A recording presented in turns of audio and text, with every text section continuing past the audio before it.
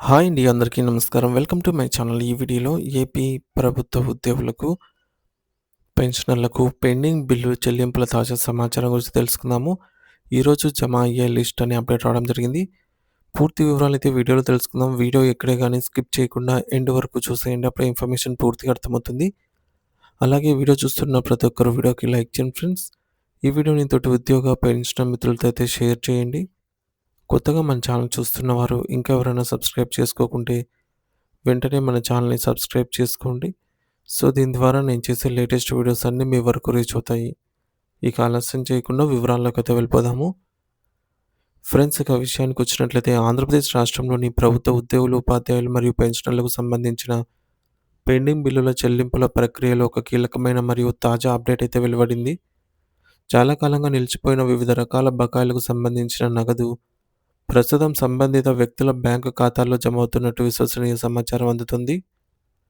ముఖ్యంగా ఇన్‌స్టాల్‌మెంట్‌లకు సంబంధించిన అమౌంట్ ఎవరికైనా క్రెడిట్ అవుతుందో సో, తెలుసుకోవడానికి మీ యొక్క బ్యాంకు ఖాతాను ఒకసారి క్షుణ్ణంగా తనిఖీ చేసుకోవాలని నిపుణులు సూచిస్తున్నారు.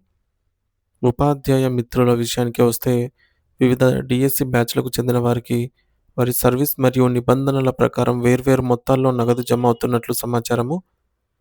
సో, ఒక్కొక్క డీఎస్సీ అభ్యర్థికి సుమారు నిర్ణీత మొత్తంలో బకాయిలు అందుతున్నట్టు తెలుస్తోంది. ఇది ఉపాధ్యాయ లోకంలో కొంత ఊరటనిచ్చే అంశమనే చెప్పవచ్చు. ఈ ఏడాది సంక్రాంతి పండుగను పురస్కరించుకొని ప్రభుత్వం ఉద్యోగులకు ఒక ప్రత్యేక కానుకగా ఈ పెండింగ్ బిల్లులను క్లియర్ చేయాలని నిర్ణయించింది. దీనికోసం ప్రభుత్వం మొత్తం 2,653 కోట్ల రూపాయలను భారీ నిధులను విడుదల చేసినట్లు అధికారిక వర్గాల ద్వారా తెలుస్తోంది. ఈ భారీ మొత్తాన్ని వివిధ రకాల అవసరాలకు కేటాయించారు.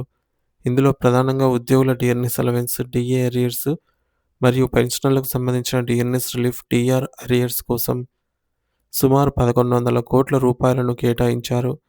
అలాగే పోలీసు శాఖలో పనిచేస్తున్న మిత్రులకు సంబంధించి వారి సరెండర్ లీవ్ బకాయిల కోసం 110 కోట్లు కేటాయించగా మిగిలిన ఇతర బిల్లుల కోసం 1,243 కోట్ల రూపాయలను ప్రభుత్వం వినియోగిస్తోంది.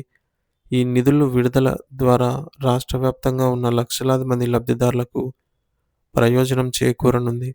అయితే ఈ చెల్లింపుల విషయంలో ఉద్యోగుల్లో కొన్ని సందేహాలు వ్యక్తమవుతున్నాయి. ముఖ్యంగా మొత్తం 6 డిఏ అరియర్స్ ఒకేసారి జమ అయ్యాయా లేదా కేవలం 3 మాత్రమే డిఏలు క్రెడిట్ అయ్యాయా అనే విషయంపై స్పష్టత కోరుతున్నారు. ప్రస్తుతం అందుతున్న సమాచారం ప్రకారం కేవలం పోలీస్ శాఖకు చెందిన వారికి మాత్రమే సరెండర్ లీవ్ అమౌంట్ 110 కోట్లు విడుదలయ్యాయి. కానీ సర్వే డిపార్ట్మెంట్, విద్యాశాఖ మరియు ఇతర ప్రభుత్వ విభాగాల్లో పనిచేసే ఉద్యోగులకు సంబంధించి సరెండర్ లీవ్ బకాయిలు ఇంకా పెండింగ్‌లోనే ఉన్నాయి. వీటికి సంబంధించిన నిధులు ఎప్పుడు విడుదలవుతాయనే దానిపై అటు ఉద్యోగులు, ఇటు ఉపాధ్యాయులు ఆతృతగా ఎదురుచూస్తూ ఉన్నారు. ఏ ఏ ట్రెజరీల పరిధిలో ఏ బిల్లులు పాస్ అవుతున్నాయనే దానిపై విద్యాశాఖ మరియు ట్రెజరీ అధికారులు త్వరలో పూర్తి క్లారిటీ ఇచ్చే అవకాశం ఉంది. డిఏ పెంపు వివరాలను పరిశీలిస్తే ఇది 27.248% నుండి 30.392%కి పెరిగింది. అంటే 3% డిఏ పెరుగుదల కనిపిస్తోంది. దీనికి సంబంధించి జూలై 1, 2018 నుండి డిసెంబర్ 31, 2020 వరకు ఉన్న 30 నెలల కాలానికి సంబంధించిన బకాయిలు జనవరి 14 తేదీన జమ కావటం ప్రారంభమైంది.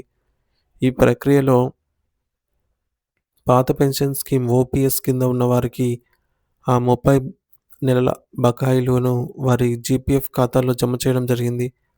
పెన్షన్దారులకు మరియు సిపిఎస్ ఉద్యోగులకు కూడా 30 నెలల బకాయిలు అందుతున్నాయి. సిపిఎస్ ఉద్యోగుల విషయానికి వస్తే వారికి రావాల్సిన మొత్తం 90% నగదు రూపంలో అందుతుండగా మిగిలిన 10% వారి ప్రాన్ అకౌంట్లోనే కలుస్తుంది. ఎందుకంటే ప్రభుత్వం తన వంతు వాటాను అక్కడ జమ చేయాల్సి ఉంటుంది. కొన్ని ప్రాంతాల్లో లేదా కొన్ని ట్రెజరీ పరిధుల్లో కొంతమందికి ఇంకా నగదు జమ కాలేదని ఫిర్యాదులు అందుతున్నాయి. ఇది కేవలం సాంకేతిక కారణాల వల్ల జరుగుతున్న ఆలస్యం మాత్రమే తప్ప నిధులు లేక కాదు అని అధికారులు చెబుతున్నారు.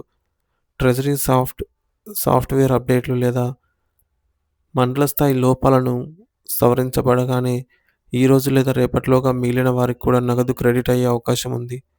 అలాగే జనవరి 1, 2019 నుండి జూన్ 30, 2021 వరకు ఉన్న మరో 30 నెలల బకాయిలు కూడా వీటి గురించి చూస్తే ఓపీఎస్ వారికి ఇప్పటికే జీపీఎఫ్ ఖాతాలో జమ కాగా పెన్షనర్లు మరియు సిపిఎస్ ఉద్యోగులకు సంబంధించిన నగదు ఇంకా విడుదల కావాల్సి ఉంది.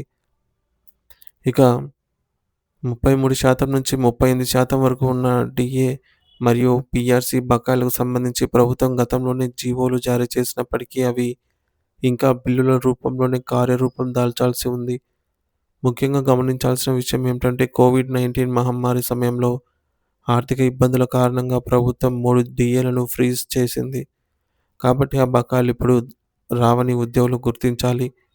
లేకపోతే జూలై 2022 నుండి అక్టోబర్ 2023 వరకు ఉన్న 11 నెలల బకాయిలను ఏప్రిల్, జూలై మరియు అక్టోబర్ 2024 మాసాల్లో 3 విడతలుగా చెల్లిస్తామని ప్రభుత్వం జీవో ఇచ్చింది. కానీ వాటి బిల్లులు పెట్టడానికి సైట్‌లో ఇంకా ఆప్షన్ అయితే రాలేదు. అలాగే ఆగస్టు 2024, నవంబర్ 2024 మరియు ఫిబ్రవరి 2025లో చెల్లించాల్సిన 15 నెలల బకాయిలు కూడా ఇంకా పెండింగ్‌లోనే ఉన్నాయి. వీటన్నిటికి సంబంధించి సైట్‌లో బిల్లులు సబ్మిట్ చేసే వెసులుబాటు వచ్చినప్పుడే చెల్లింపులు జరుగుతాయి. చివరగా ఎవరికైనా టెక్నికల్ సమస్యల వల్ల బిల్లులు రాకపోతే వారు తమ పరిధిలోని డీడీఓ లేదా ఎస్టీఓ లేదా ఏటీఓ అధికారులను కలిసి ఒక వినతి పత్రాన్ని సమర్పించాలని సూచించడమైనది. ఇలా చేయటం వల్ల మీ యొక్క బిల్లులు ఎక్కడ ఆగిపోయాయో తెలుసుకొని పరిష్కరించవచ్చు. ఇవే కాకుండా జెడ్పీపీఎఫ్ లోన్లు, ఏపీజీఎల్ఐ లోన్లు, సరెండర్ లీవ్, మెడికల్ బిల్లులు మరియు టీఏ బిల్లులు వంటి ఇతర రకాల చెల్లింపులు కూడా పెండింగ్‌లో ఉన్నాయి.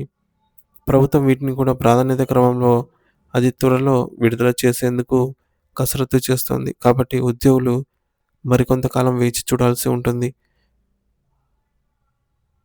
సో, త్వరలోనే మీ పెండింగ్ బిల్లులన్నీ క్లియర్ అవుతాయి అనైతే ఆశిద్దాము. వీడియోనైతే లైక్ చేయండి, షేర్ చేయండి friends. Thank you for watching this video.